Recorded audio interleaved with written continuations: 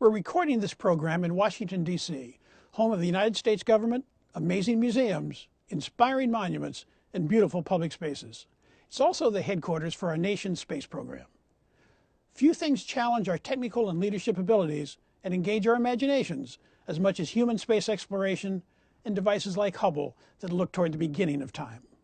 Charles F. Bolden, Jr., Administrator of the National Aeronautics and Space Administration, NASA, is this week's leader on leadership.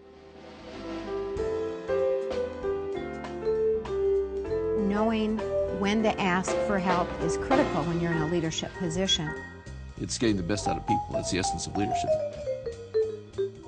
Major funding for Leaders on Leadership is provided by Greenleaf Trust. Helping people manage their wealth, accumulate assets, and preserve those assets for generational continuity implies trust. We are sitting down on the same side of the desk as you are. We're planning for your financial needs.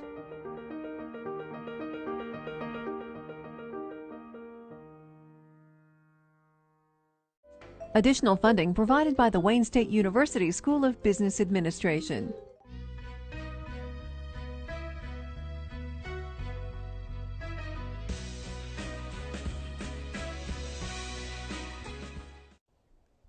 Welcome to Leaders on Leadership. I'm Larry Fobes. We're in the studios of the National Aeronautics and Space Administration.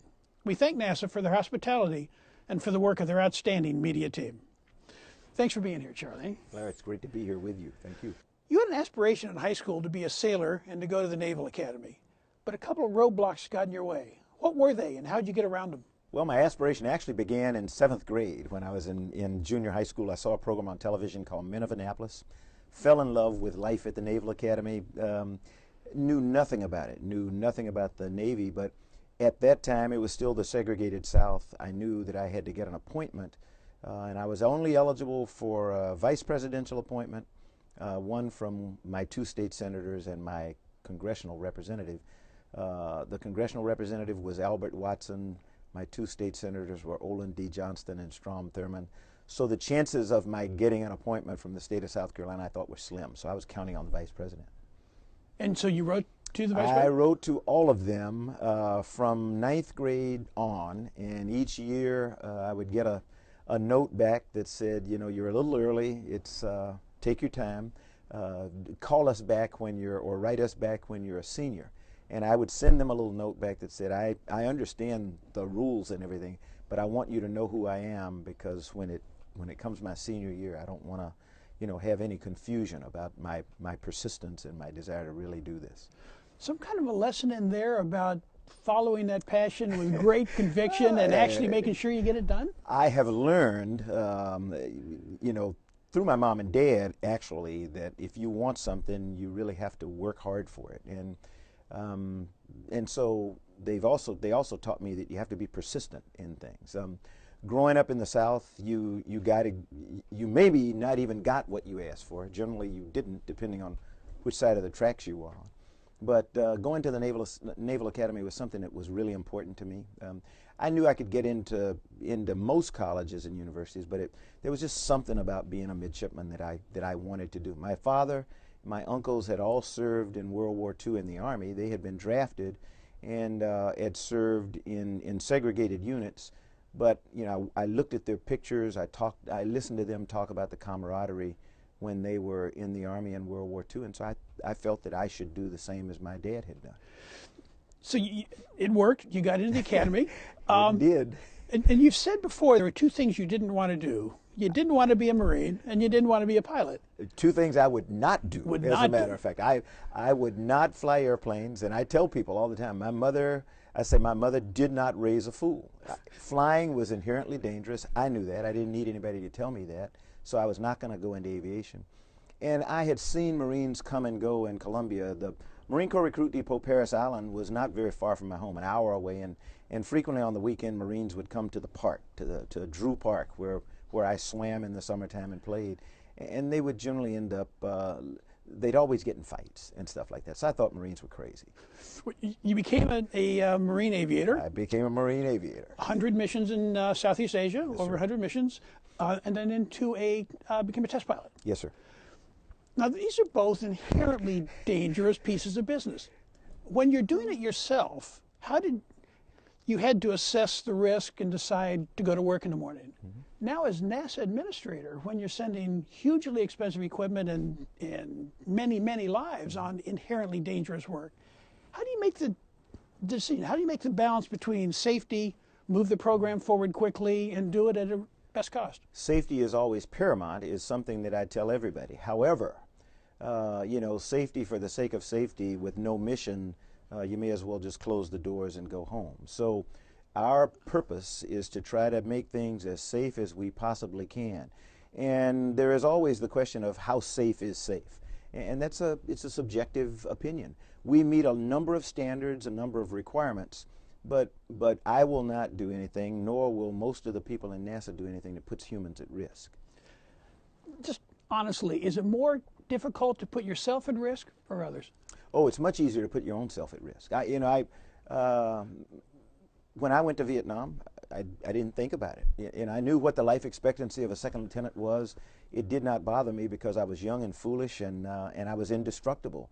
When I became a test pilot, I didn't worry about it. I knew I'd had friends who had been killed in test flying. Same thing when I got to the space program. When my son became a midshipman at the Naval Academy and then decided he was going to be a Marine, I was disturbed. And I could put myself back where my mom and dad were. When he went to Iraq the first time, I was not a happy camper, nor was my wife. That was totally different. I accepted the risk for me, and I knew what I was getting myself into. I knew what my son was getting himself into, but I believe he didn't know. And he should know a little bit more, so he should, but it was done. While you were a test pilot, you had a chance conversation with Ron McNair. I did. And that changed your life in a couple of different directions. Tell us about the conversation. Ron and I had grown up in South Carolina, about 42 miles from each other. Like me, he was African American, had grown up in the segregated South. We did not know each other, but as I was flying as a test pilot, he happened to have been selected in the first group of space shuttle astronauts in 1978. I knew about the application process, but I chickened out. I figured nobody will ever accept me, so I said, why should I ask them to tell me no? And I didn't even apply. Ron came with some graduates of the test pilot school, the Navy's test pilot school, for a reunion weekend. And we talked over that weekend. And when the weekend was over and he was getting ready to get in his T-38 and go back to Houston, he said, so are you going to apply for the space program? I said, not on your life. And Ron looked at me, he looked me right in the eye and he said, why not? I said, they never picked me. And he said, that's the dumbest thing I ever heard. He said, how do you know if you don't ask? And I mean, I was taken aback. And but I thought about it after he left, and I said, my mom and dad taught me that, and I forgot. I'm here now because I decided I wanted to do something. I went to the Naval Academy because I decided I wanted to do something. And all of a sudden, I had forgotten that lesson, that you have to ask for things if you want them. So I applied, and I was nominated by the Marine Corps. NASA interviewed me along with 200 people that year, and I was selected in the second group of shuttle astronauts. So I tell kids all the time, they cannot be afraid of failure. They can't allow the fear of death, the fear of anything, keep them from doing something as long as they've studied really hard to make themselves academically and intellectually ready, that they've worked hard to be the best in their field, and then they can't let the fear of failure keep them from doing something they want to do. So you got in the program. Your first assigned flight was Columbia, January of '86. 10 days later, the very sad Challenger disaster. Obviously, you knew everybody on board, including your mentor, Ron McNair. Ron. You'd been scheduled for that flight until there was a crew. We were the teacher in space flight. It's interesting how you lose track of things, but I think we were the teacher in space flight until about 6 months prior to the mission, when it was decided that then Congressman Bill Nelson was going to be brought in to fly as the second member of the U.S. Congress to fly on shuttle. Senator Jake Garn from Utah was the first, and then Congressman Nelson, as a committee chair, said, I'll take it, I want to go fly. And he became a member of our crew, and they took us off the teacher in space mission. After the Challenger, you were chief of safety at Johnson Center, and you oversaw the safety aspects to return the shuttles to flight status. Correct. A lot of technical issues came out, but I've also read case studies where there were looks into the decision process. What kind of leadership issues came out of the analysis of Challenger and the remedies? Well, for me, the big thing, the big lesson was the safety community had been completely ignored. In fact, the safety community had not even been consulted. At the time of Challenger, the safety organization, while very, very good, was an industrial safety organization. They had experts in industrial safety. And I don't mean to slight anybody, but to make a point, people have heard me say, we had safety engineers who didn't know which end of the shuttle was up. They were not operational safety people. They had not been around airplanes. They were good at what they did, but not good at operational safety. And so one of the first things I did was I reached out to the engineering community, I reached out to industry, and I brought people in who had operational expertise, whether it was in safety or just in engineering, because I figured I can train a safety engineer. It would take years to train somebody to be an operational kind of person. So that became my focus, to make sure that the safety community was respected for their expertise and would be listened to. They may not agree with everything we said, but we were going to tell them exactly the way the situation was, and we were going to take a we can do anything if attitude, as opposed to we can't do that because it's not safe. So after that, you flew two more, four shuttle missions totally, commanded the two, then went back to active duty in the Marines, and became Major General, served all sorts of roles around the world, and then into private industry for a while. Then you mentioned Bill Nelson was crew on your first. All of a sudden, Bill, your colleague from years ago, starts championing your name. He's now Senator Nelson. Senator Nelson. And he's championing your name for NASA. Exactly. Isn't it interesting how some sort of lesson in there about you've got to, it pays to be a good leader throughout your career, keep your network alive? To be quite honest, I had no desire whatsoever, and people get upset when I say this. I had no desire to be the NASA administrator. No real interest in it. I was close enough to the space program without being in it. And I was contributing because I was a member of the Aerospace Safety Advisory Panel. That was a panel empowered by the Congress to advise the NASA administrator and Congress on issues of safety related to NASA's work, aeronautics, science, human spaceflight, everything. And I was perfectly happy there, enjoying myself. But Senator Nelson did, because we remained friends from that flight, and he did reach out and say, you know, I want you to at least think about this. And I said, okay, I'll think about it. And I told my wife when I got a call from the White House to, not the White House because the building doesn't call, but someone in presidential personnel asking if I could come to talk with the president. I said, what's it about? They said, well, we can't tell you. And I said, well, I just don't want to waste the president's time, but sure, I can do that. And I thought I knew what it was, and my intention was to come up and thank the president very much for the honor, but I wasn't interested. That was my intent. And I had told my wife, I can do this. And you failed miserably. I failed miserably. And I met President Obama. I was mesmerized like most people, not by just being in the presence of the president, but he was, in the short period of time that we talked, he had such incredible intellectual grasp of a lot of things. We didn't talk a lot about NASA. We did in the end when he talked about wanting to reshape the organization, get us back to where we could inspire kids again and think big things and do big things. But we talked about a lot of things, a lot about technology, a lot about education, and his dedication to making kids interested in science, math, and engineering again, to STEM-related courses. And that lined up with your interest? That really, I mean, I'm the product of two teachers, my mom and dad. My mother was my middle school librarian. I was a library assistant for her.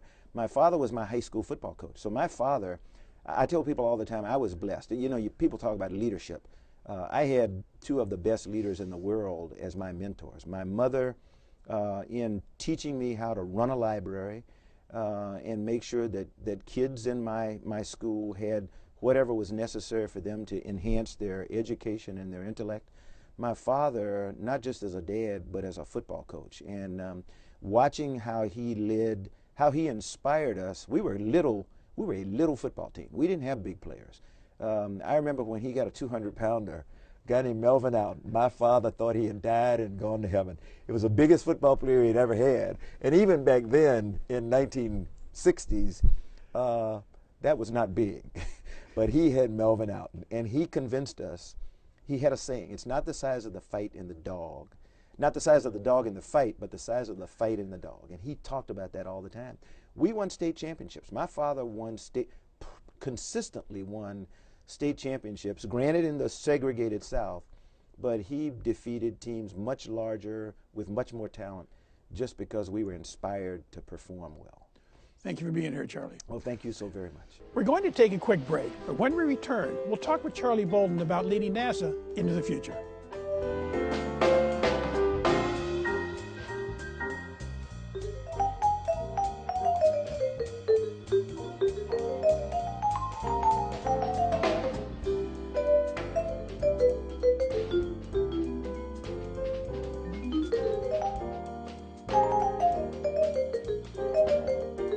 Welcome back to Leaders on Leadership. Joining us today is NASA Administrator Charles Bolden, Jr., and we're talking about his leadership at NASA to develop a new business model for their work in low Earth orbit. So before we get talking about your leadership at NASA, talk to us about, most people know NASA from the moon landings, from the shuttle, from Hubble, but there's a whole lot of other things going on. Give us just a quick thumbnail sketch of some of the other projects that have been happening up until today. Well, my favorite is always Aeronautics, because it is what NASA does so very well and has since its inception from the old NACA.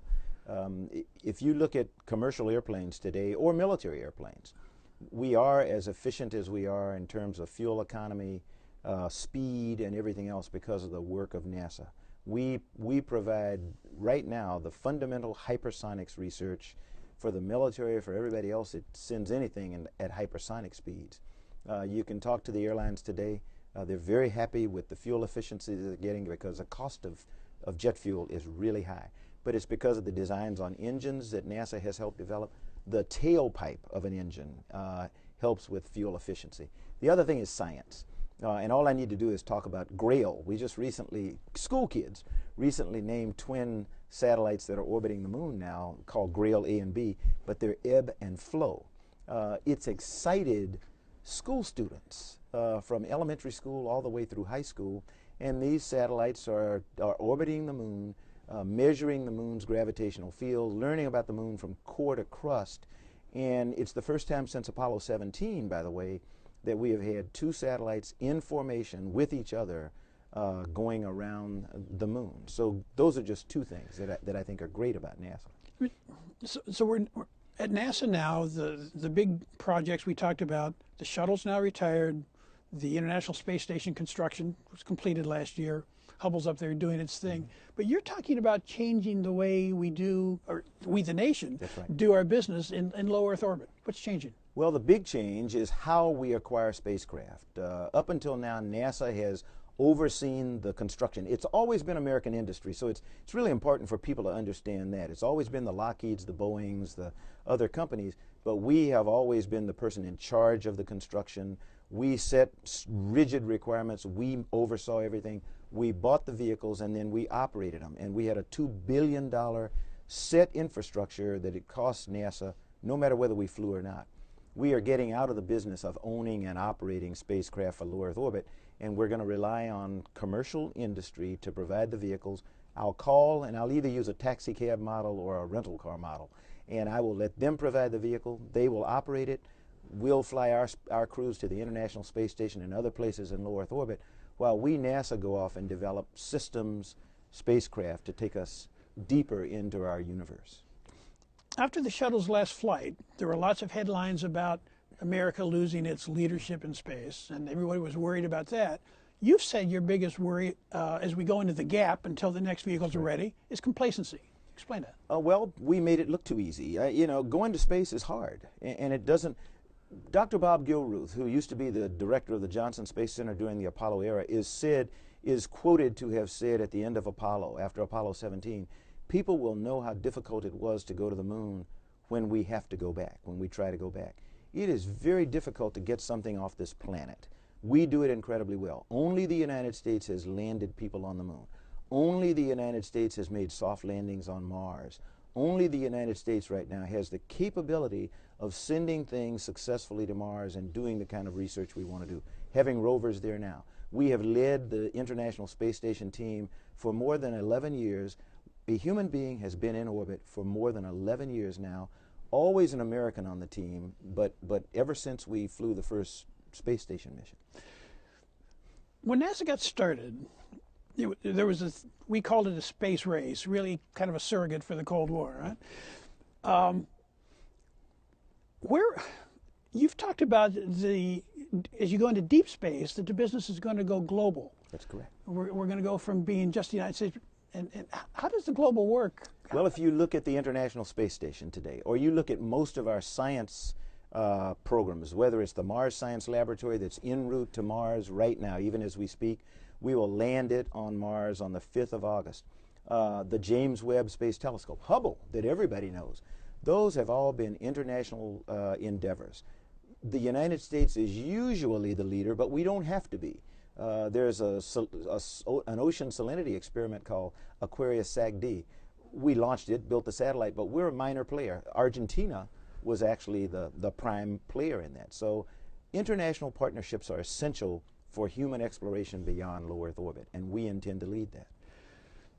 When NASA got started, it was an adrenaline-charged organization. President Kennedy gave the challenge. Ships weren't flying. We didn't really know how to do it. He said, go to the moon and back safely in a short period. How does leadership of NASA change as we go, as it's gone from that adrenaline-charged group to a mature science and exploratory agency? We're mature and all that other stuff you talk about, but we're still adrenaline-charged. People who work with me here at headquarters or work out in the centers, they'll tell you, I'm a pretty high, I'm an excitable guy. I'm very emotional, for one thing, so I'll cry on you every once in a while. But I am passionate about many things. Education is one, but exploration of our universe is another, about which I'm very passionate. So I get up in the morning ready to come to work, excited about coming to work. And I tell my employees, I want them to be proud of what they do. I want them to brag about NASA. And most importantly, they need to know why they come to work in the morning. And when they go home in the afternoon, they ought to ask themselves, did I make the world better today? And if they can't say yes, then they need to go back and review and see if maybe they're not in the right place. I go home every single day, and I can tell myself honestly, you know, the world is better today because of what we at NASA did. Every single day. Jody, I've got one final question for you. You made a quote not too long ago saying that you take science fiction and make it science fact. Back when I was growing up, there was a movie called 2001, and they projected out what Space Odyssey would be like 40 years later. Let's assume they're going to remake that movie, and it's going to be 2061, when space travel is 100 years old. You're asked to write the script for the NASA administrator.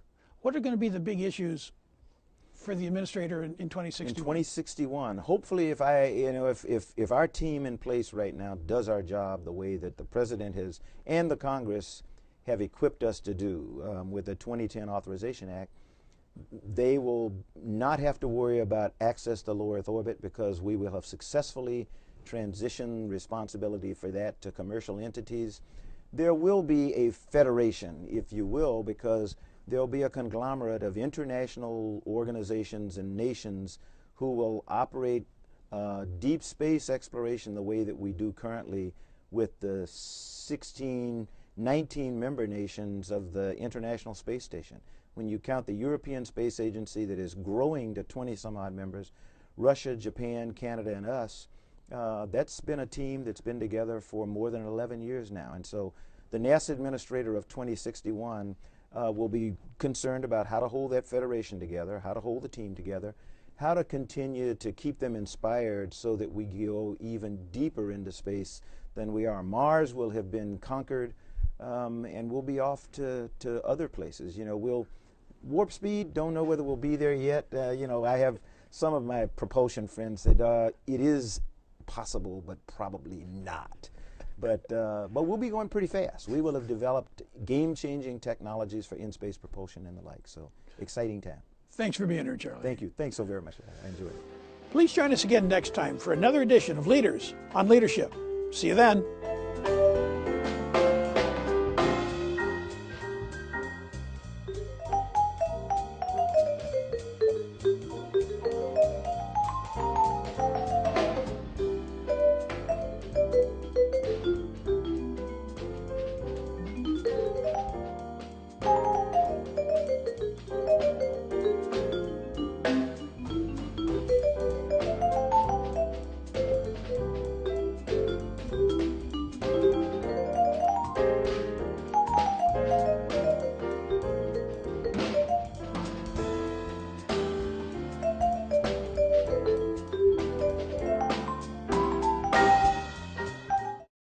Major funding for Leaders on Leadership is provided by Greenleaf Trust. Helping people manage their wealth, accumulate assets, and preserve those assets for generational continuity implies trust. We are sitting down on the same side of the desk as you are. We're planning for your financial needs.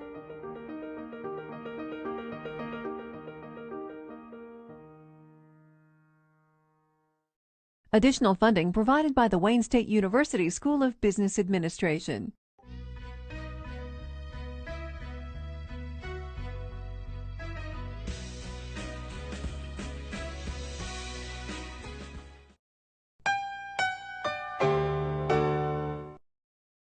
An encore presentation of Leaders on Leadership is available online for viewing at dptv.org.